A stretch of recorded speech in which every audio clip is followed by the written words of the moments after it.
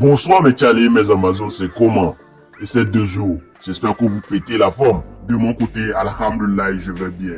Mes Tchalés, mes Amazones, pour cette nouvelle édition, je vais vous présenter un face-à-face entre Zaga Bambo et le journaliste international togolais, M. Ferdinand Haïté, dans un débat très alléchant sur le Togo, la politique du Togo. Je vous laisse regarder la vidéo, cette petite extrait, et puis le Noma revient pour mettre ça à jour. Aimez la vidéo pour commencer, partagez-moi cette vidéo et on se calme dans les commentaires pour vos avis si possible. C'est le Noma, vous savez, Fikaode, Oshiboye, Keke. Mais ça, ok, 2 questions de la poser. Question, non, bref, c'est un découcou parce que... Ok, professeur, vas-y. J'aimerais savoir si on a la taxe pollueur-payeur au Togo. Je fais allusion au drame qui s'est passé au Grand Marché. De quoi tu parles, professeur? Ne fais pas rire. Déjà que chez nous, il n'y a aucune assurance. Par exemple, celui qui a mis cet entrepôt-là, quand vous fouillez, il n'est pas assuré. Vous voyez, les habitations qui étaient à côté de l'entrepôt, quand vous fouillez, c'est pas assuré. Et donc, ce sont des gens qui demain ne peuvent même pas être dédommagés par une assurance. Normalement, c'est pour ça que dans un État, c'est le gouvernement qui fixe les normes. Normalement, ce Libanais qui a mis cet entrepôt-là, avant même qu'il ne construise son entrepôt là-bas, on devait exiger qu'il soit assuré. Si demain il y a des dommages à ses voisins, qu'il en soit le responsable. Maintenant, on nous dit que 2 personnes ont été arrêtées. Mais dans 2 semaines, vous allez les voir dans la rue. Ils vont les libérer. Ils ont été arrêtés. On ne nous dit pas l'identité de ces personnes qui ont été arrêtées. On nous dit 2 personnes ont été arrêtées. Est-ce que c'est le promoteur? Est-ce que c'est le propriétaire de l'entrepôt? Mais les dégâts collatéraux qui sont créés dans les quartiers, toutes les maisons avoisinantes qui ont brûlé, qui prend la responsabilité de réparer tous ces dégâts-là? Donc, c'est ça notre pays. Mais M. Ferdinand, même avant le drame, une industrie qui s'implante dans un pays ou dans une zone, elle pollue de facto cette zone. Ah mais c'est clair. Par les différentes émissions, tout ça. C'est pour ça que je parlais de cette taxe pollueur et payeur qui peut permettre aussi d'injecter de l'argent dans nos systèmes de santé, de construire des hôpitaux, d'aider les populations qui sont directement impactés ou indirectement impactés par ces genres de pollution, parce que ça pollue la nature, les industries, ça pollue l'environnement, l'air que les gens respirent est pollué. Mais comment ces gens seront dédommagés ou seront aidés au niveau médical? Mais je vous fais comprendre 2 choses qui se passent au Togo, sur lesquelles j'ai fait des reportages, mais qui n'ont pas fait bouger les lignes. Regardez un peu la zone portuaire. Vous voyez le TP3? À côté du TP3, il y a un dépôt de ciment en vrac. Quand j'étais encore au pays, je suis allé là-bas, un dépôt de ciment en vrac. Vous imaginez comment le ciment est volatile? La poudre de ciment, comment c'est volatile? Donc, le dépôt de ciment qui était là-bas était en vrac, c'était Simfaso. Je pense que c'est les gens qui sont aujourd'hui les gens que j'ai dénoncés récemment. C'était Simfaso. Donc, ils prenaient le ciment en vrac, ils allaient au Burkina Faso. Toute la zone de Adakpame là où il y a le chef Togbi Dagban, tout ça là, toute cette zone-là, il y avait des dépôts de ciment partout. Sur les véhicules, dans les maisons, dans les puits. Et vous savez que le ciment contient des métaux très lourds. Donc, toute cette zone est totalement polluée. Et donc, vous ne serez pas surpris que demain, qu'on découvre que beaucoup de gens dans cette zone ont des problèmes des yeux, ont du cancer, ont des maladies telles. J'ai fait un reportage là-dessus. Ça n'a pas fait bouger les lignes. À Kpémé, toute la zone de Kpémé, jusqu'à Gounoukope, tout ça, et à Bodrafo, tout ça, c'est une zone normalement qui est dangereuse en termes d'habitation. Parce que le traitement du phosphate, vous avez l'usine de phosphate qui est à Kpémé, il y a une cheminée. Et il y a une cheminée qui fait sortir les débris de phosphate. Normalement, il y a un filtre qu'on doit mettre sur la cheminée pour bloquer les débris. Mais depuis 20 ans ou 30 ans, la SNPT n'a pas changé de filtre. La filtre est... ce matériel, je ne sais même plus de quoi. Ce matériel est défaillant. Elle est bouchée, je pense. Elle est bouchée, elle est endommagée. Et ils ne l'ont pas remplacée. Et toute la zone là est arrosée de débris de phosphate. Et sachant que les débris de phosphate dans cette zone-là, ça jaunit les dents des enfants, ça crée des problèmes ça crée des problèmes pour les yeux et ça intoxique la population. Moi-même, je suis resté toute une journée là-bas, à Pémé, jusqu'à Gounoukope. Il y a aussi le village qui est à côté du lac là. Toute la zone là est arrosée de débris de phosphate. Et dans les débris de phosphate, il y a des métaux lourds. Les rapports sont là. Mais ça ne dit rien à personne. Et les Togolais ne se préoccupent pas de ça. Les Togolais ne se préoccupent pas de ça.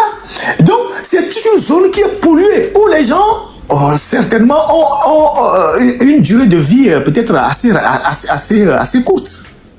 Mais ça ne dit rien à personne. Donc, à Milan, on va amener l'AVC. Milan, on va amener le problème, amener la crise. Environnement, donc, les gens sont là-dedans. Et normalement, c'est sur des questions comme ça que nous devons être mobilisés. Mais bon.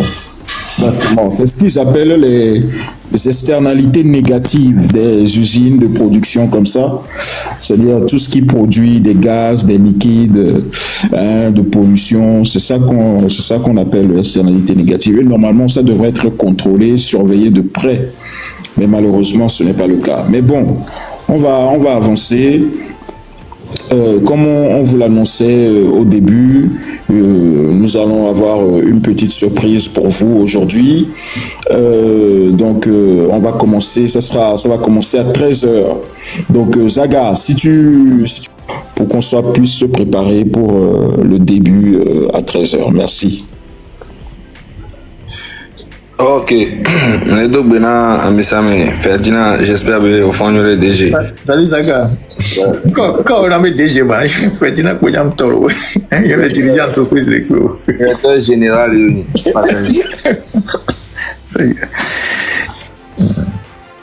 Titrikuto, ni Amila, et donc Emilio, franchement, c'est magnifique. Maintenant, Ndimema va point de Audi.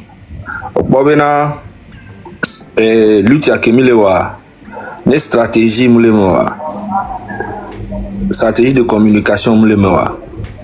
Mimda abouti, fifio, milati abouti, mais ça va mettre du temps. Ok. Maintenant, Monsieur Karl, on va comme vivien, et mon pôle le pompoir, va me laisser comme non, et dit bibier, mais au lieu de s'attaquer à peuple là, ça ne va rien changer. C'est pour ça que je parle toujours de la stratégie. Ça ne va rien du tout changer. Donc du coup, je suis d'accord. Nous allons s'attaquer à la population, nous allons s'attaquer à l'opposition, nous allons s'attaquer à gouvernement. Bon, mais quand il a changé, non. Mais quand il va changer, non. Et nous, quand on a béni, et nous, à mon qui opposition de côté, lutte de côté, gouvernement de côté, on aura besoin de tout le monde. Parce que nous, nous doit changer pour dire que nous avons les droits. Alors, nous avons dit tri, nous avons dit panamlo, on a dit les droits. Voilà, il va falloir composer avec tout le monde. On gagne, c'est bien des trois fidèles. Ok, que nous trois les fidèles, nous avons les droits, mais nous avons top pour l'avoir nos droits. Non. Donc, il faut avoir une stratégie.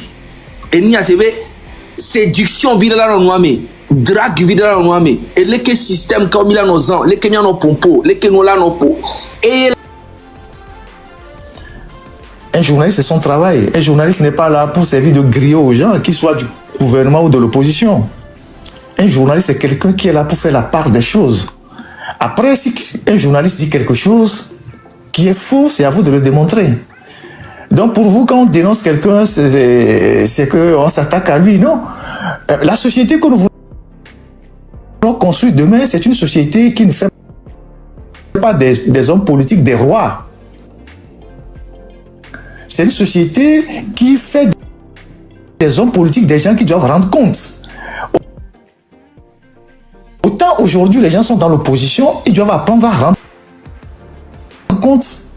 Parce que si on fait d'eux des intouchables, demain quand ils vont prendre le pouvoir, ils vont se permettre de tuer n'importe quoi. On ne veut pas chasser les Nyasingbe pour mettre d'autres personnes qui vont faire pire que les Nyasingbe. Hein? Et comme je vous ai dit, c'est pas parce qu'on est de l'opposition qu'on est forcément démocrate. Hein? Être démocrate ou être un partisan de l'état de droit, ça s'apprend dans la gestion quotidienne d'un pays. On voit là au Sénégal, les Sonko sont en train d'envoyer des journalistes en prison tous les jours.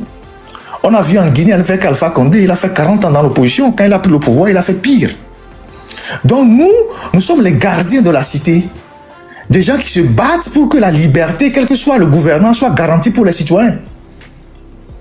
C'est ça là, le travail du journaliste. Donc, quand on dénonce les gens, c'est pas parce qu'on s'attaque aux gens. Il faut bien comprendre les mots que vous utilisez.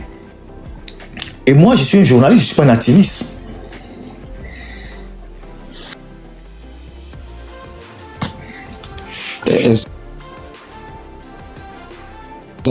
Exactement, grand frère.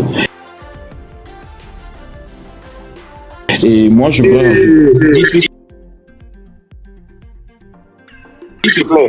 S'il te plaît. Oui, exactement. Et Monsieur Ferdinand vient juste de l'expliquer. Et Monsieur Ferdinand, c'est un journaliste.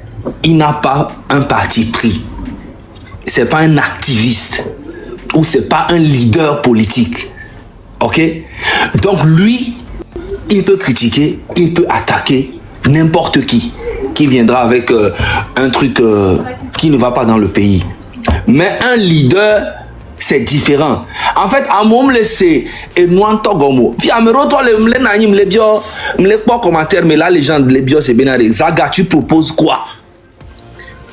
Et nous que me proposer à Mzea, Mbena leader robé critique Kudowabe et ni attaque ça ne va rien avantager dans cette lutte là. Donc du coup, il faut avoir une bonne stratégie. So ni agnon, nous que les proposer et mi les bobena fort et dom do ma va détruire nyabe mouvement couteau. Donc en fait, la légende, je veux pas aller en profondeur avec dans ça. D'accord. Voilà, les filles que le dit Bena. D'accord. Miracle Brognon, la fibo aussi. Non. Non, les filles avaient les commentaires, mais ça.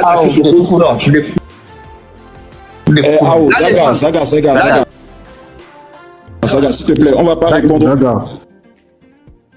Zaga, non, attendez, c'est pas une guerre, c'est pas quelque chose. Zaga. La légende. Tu me demandes, je propose quoi? On parle au téléphone. Hein. On a parlé plusieurs fois. Sur Zaga, on se propose de régler ça. D'accord? T'inquiète. On ne va pas régler ça ici. Nous tous, on est engagés pour le changement. On restera focus. Hein? On restera focus. Voilà. Donc,